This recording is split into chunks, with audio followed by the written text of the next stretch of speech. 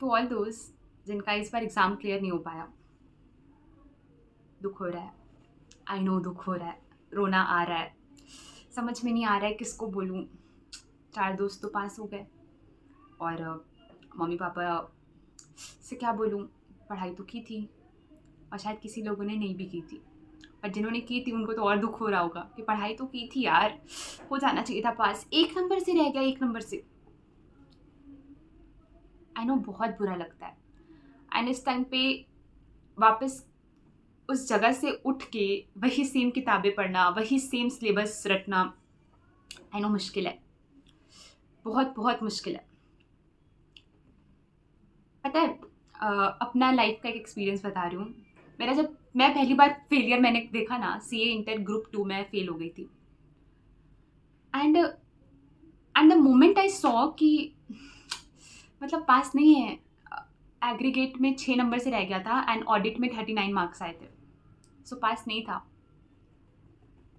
मतलब मेरे हाथ पैर कांपने लगे थे एंड आई वाज लाइक कि मैं कैसे बताऊँ, क्योंकि लोगों को तो मेरे से बहुत एक्सपेक्टेशंस है ना, मैं कैसे बताऊँ कि मैं नहीं निकाल पाई। पता है कई बार ना कुछ बुरा होता है कुछ अच्छा होने के लिए एंड आपको कुछ सीख देने के लिए, क्योंकि आप सीखते अपने बुरे वक्त से ही हो, अच्छे वक्त में कोई कुछ सीखता नहीं है। बुरे वक्त में आपको सारी सीख दुनियादारी की मिल जाती है।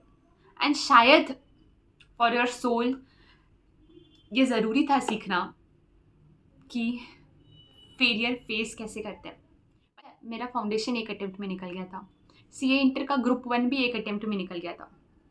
एंड जब ग्रुप 1 एक अटेम्प्ट में निकला था ना, आई रिमेंबर कि मुझे ऐसा लगता था कि किसने कहा सीए टफ है भाई, चुटकियों का खेल है, मैं सीए निकाल सकती हूँ, एक एक अटेम्प्ट में पास होंगी भाई।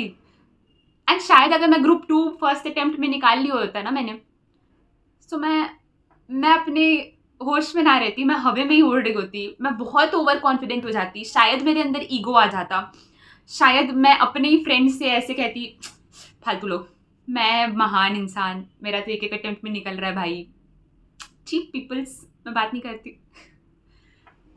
हाँ ऐसा होता, क्योंकि ग्रुप 2 एग्ज़ाम देने से पहले ना मैं बहुत ओवर कॉन्फिडेंट थी, बहुत ओवर कॉन्फिडेंट। मेरा सीए तुच्ची सी चीज़ है, निकाल लूँगी आराम से। एंड ये बात मुझे अब एहसास होती है, आज से 1 साल पहले जो मेरे साथ गलत चीज़ हुई ना, उसका रीज़न मुझे अब एहसास होता है। सो अभी अगर आप फेल हुए हो ना, बिलीव मी, कुछ भी चीज़ भगवान की मर्जी के बिना नहीं होती है।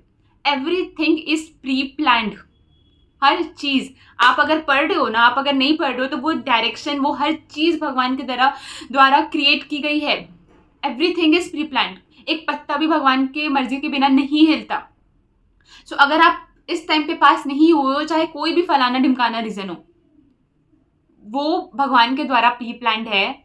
बस हैव अ लिटिल फेथ कि सही टाइम पे सही चीजें आपकी लाइफ में होंगी।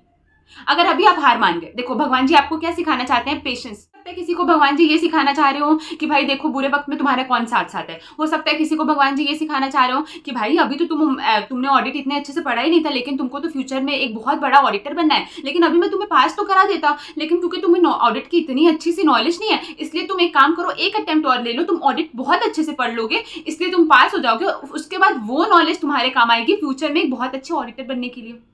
हो सकता है ना, ठीक है। या तो फिर ये हो सकता है कि आपको भगवान जी ये सिखा रहे हो कि भाई एक रूम में अकेले पैक होके आप अपने ही साथी कैसे बन सकते हो, आप खुद को सेल्फ मोटिवेट कैसे करो, आप खुद को प्रायोरिटी कैसे दो। तो कुछ ना कुछ आपको सीख मिल रही है। जो छोटे छोटे डॉट्स है ना, अगर आप डॉट्स को कनेक्ट करोगे ना, तो कुछ ना कुछ the god, the universe is trying to teach you. बस आपको इतना ध्यान रखना है कि आप कितनी जल्दी वो चीज़ें सीख जाते हो, कितनी जल्दी अपनी लाइफ में इंप्लीमेंट करते हो और अपने अंदर वो चेंजेस लाते हो। सो मेरा फेल होने का ना एक रीज़न सबसे पहला ये था कि मैं बहुत ज़्यादा ओवर कॉन्फिडेंट हो गई थी, और अगर मैं पास हो जाती तो मेरे अंदर ईगो भर जाता और मैं दूसरों लोगों की, जो मेरे कलीग्स हैं, उनकी वैल्यू नहीं करती। हाँ आई एक्सेप्ट दिस, मेरे अंदर बहुत ओवर कॉन्फिडेंट भर गया था। दूसरा रीज़न मेरा ये था, मैंने लाइफ में कभी फेलियर नहीं देखा था, कभी नहीं देखा था। सो मेरे लिए नीचे गिरना ज़रूरी था, ताकि जब मैं ऊपर आऊँ तो इस चीज़ की मुझे कदर हो। क्योंकि अगर मैं इधर की इधर ही चल रही होती ना, सो लाइफ में वो किक नहीं रहती यार। जब नीचे गिर के ऊपर आई ना, तो यहाँ की क्या कदर है समझ आ रहा था मुझे उस वक्त, कि मैं कितनी मेहनत से आई। तीसरा ये, पेशेंस नाम की चीज़ नहीं है मेरे अंदर, बिल्कुल पेशेंस नहीं है। हमेशा से मेरा ऐसा है कि मुझे जो चाहिए मुझे वो चीज़ तुरंत होनी चाहिए। किसी को मैं मैसेज भी करती हूँ ना, मैं 100 बार चेक करती हूँ कि वो बंदे ने मैसेज देखा कि नहीं देखा, डबल टिक गया कि नहीं गया, रीड रिसिप्ट हुआ कि नहीं हुआ। बिल्कुल पेशेंस नहीं है मेरे अंदर। That failure taught me patience. That failure taught me कि एक रूम में पैक होके आपको कैसे अपने आप को संभालना है। क्योंकि एट द लास्ट लोग आपको आके मोटिवेशन देंगे, मेरी वीडियो सुन के आप मोटिवेट हो जाओगे, बट मैं मोटिवेट करने नहीं आई हूँ। I am here to tell you the facts कि एकेडमिक में अगर आप डाउन जाते हो तो पर्सनल लेवल पे ग्रो ही करोगे, कभी डाउन नहीं जाओगे। सो बस just have a blind faith. इस टाइम पे अपने आप को संभालना बहुत ज़रूरी हो जाता है। अगर आप अभी एकदम ऐसे टूट के बिखर गए कि भाई मैं नहीं कर पाऊंगा, नहीं हो पाएगा मेरा, चाहे आपका फर्स्ट अटेम्प्ट था, चाहे सेकंड, चाहे थर्ड, चाहे फोर्थ, नहीं मैटर करता। जिसका फोर्थ अटेम्प्ट और जिसको ऐसा लगा है कि भाई मैं बार बार फेल क्यों हो रहा हूँ, just try to connect the dots और देखो कि भगवान आपको क्या सिखाना चाह रहे हैं। यार अगर उन्होंने आपको बनाया है सो आपका अच्छा ही चाहते हैं, बुरा नहीं चाहते हैं। सो समझो कि वो क्या सिखाना चाह रहे हैं, और जब तक आप वो चीज़ सीखोगे नहीं वो तब तक सिखाते रहेंगे। जैसे टीचर क्लास में जब तक आप वो क्वेश्चन सॉल्व नहीं करते तो तब तक वही कॉन्सेप्ट पढ़ाते रहते हैं। सिमिलर भगवान जी भी है, जब तक वो समझोगे नहीं वो तब तक वही उसी लूप में फंसते रहोगे। इससे अच्छा उस लूप में फंसने से अच्छा फटाफट सीखो, समझो, टाइम दो, एक कागज पेन पे लिखो कि भाई हाँ क्यों मैं फेल हो रहा हूँ, क्या सिखाना चाह रहे हैं, क्या क्या रीजंस है, उसको अपनी लाइफ में इंप्लीमेंट करो और आगे बढ़ो लाइफ में। बहुत सी चीज़ें और बाकी है ना। सो सही टाइम पे सही चीज़ें आपकी लाइफ में आएंगी। बस अभी अगर आप फेल हो गए हो, फेल नहीं हुए हो आप, बस जो रेस में दौड़ रहे थे ना उस रेस के बीच में रुक गए हो, थोड़ी गहरी सांस लेने के लिए और खुद को संभालने के लिए। रेस तो ख़त्म कर ही लोगे आप, और वो करनी ही है, क्योंकि जब रेस में आगे बढ़े हो पीछे का तो ऑप्शन ही नहीं है भाई, ख़त्म तो हो जाएगी और वो करोगे आप, उसकी टेंशन नहीं है। बस जिस पर्पस के लिए रुके हो ना वो पर्पस पूरा करो, और कोशिश करो कि अगर 5 दिन 10 दिन अपने आप को संभाल रहे हो, आई नो ऐसा नहीं होगा कि आज रिजल्ट आया आप पास नहीं हो पाए, अगले दिन आप बुक कॉपी लेके बैठ के पढ़ने लग गए। मेरे साथ तो ऐसा होता था कि मैंने 15 दिन बाद अपनी बुक्स निकाली थी, एंड मैं जब बुक देख रही हूँ मैं रोई जा रही हूँ, मुझे कुछ समझ में नहीं आ रहा है, बस मैं रोई जा रही हूँ। मैं ये नहीं कह रही हूँ मत रो, क्राइंग वो नहीं है आपका, बुरी चीज़ नहीं है, अच्छी चीज़ है। This is also an emotion. जैसे हंसना एक इमोशन है, एंड हंसने वाले इमोशन को लोग अच्छा मानते हैं एंड रोने वाले इमोशंस को लोग बुरा मानते हैं। सो ये लॉजिक कुछ नहीं है, बेकार सा लॉजिक है। Crying makes you stronger. आपके दिल में जो चीज़ें हैं ना वो बाहर निकालो और खुद से वादा करो, अब मैं करूँगी और अपना 100% दूंगी। जो भी छुआ पास्ट में, पास्ट की चीज़ें पास्ट में छोड़ो, सब कुछ कर लोगे। मुझे एग्जांपल दे के देखो, मैं भी एक टाइम पे उसी जगह पे थी जहाँ पे आप हो, और आज उन सब चीज़ों से बाहर आ गई हूँ।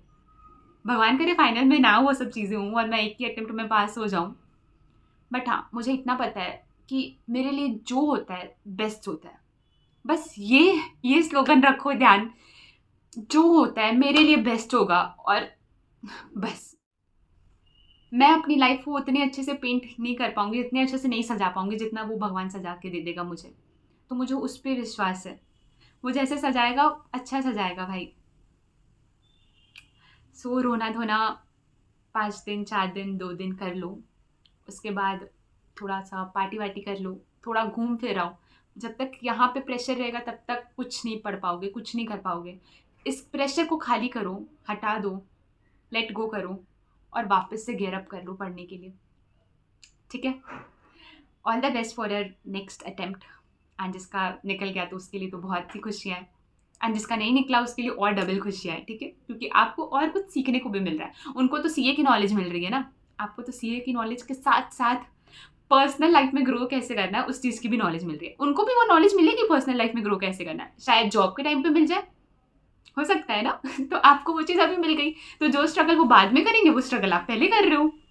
सो खुश रहो, और बस अब अपने आप को संभालो, अच्छा खाओ पियो। मेरा तो लाइफ की बहुत सी प्रॉब्लम्स अच्छा खाने से ही सॉल्व हो जाती है। सो अच्छा खाओ पियो, खुश रहो। एंड हाँ, अगर आपके पेरेंट्स आपको सपोर्ट नहीं कर रहे हैं, मेरे पेरेंट्स तो बहुत सपोर्टिव थे, बहुत बहुत।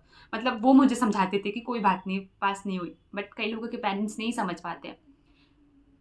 It's not their fault, parenting उनके लिए भी फर्स्ट टाइम जॉब है, ठीक है। अपने आप को इस टाइम पे संभालो और किसी को आपको नहीं संभालना है। सब अच्छा होगा, उस पर बस भरोसा रखो। चलो, अब बाय बाय। बस अपने आप को संभाल, सब अच्छा होगा। जो होता है अच्छे के लिए होता है, एंड आपके साथ अभी अच्छा ही हो रहा है। ये अच्छा आपको कुछ टाइम बाद दिखेगा, अभी नहीं दिखेगा। अभी आपकी आंखों में थोड़ा धूल धूल चला गया, अभी नहीं दिखेगा, कुछ टाइम बाद दिखेगा। तो अच्छा ही हो रहा है। अब जल्दी जल्दी अच्छे अच्छे कमेंट्स कर दो, मेरे लिए नहीं, अपने लिए, कि हाँ मेरे साथ ये अच्छा हुआ है, मैं फेल हूँ इस वजह से फेल हूँ, शायद मुझे ये सीखना रह गया था। एंड नेक्स्ट अटेम्प्ट पास हो जाऊंगी भाई, मैं सीख लूंगी और पास हो जाऊंगी। चल bye bye, god bless you, love you all.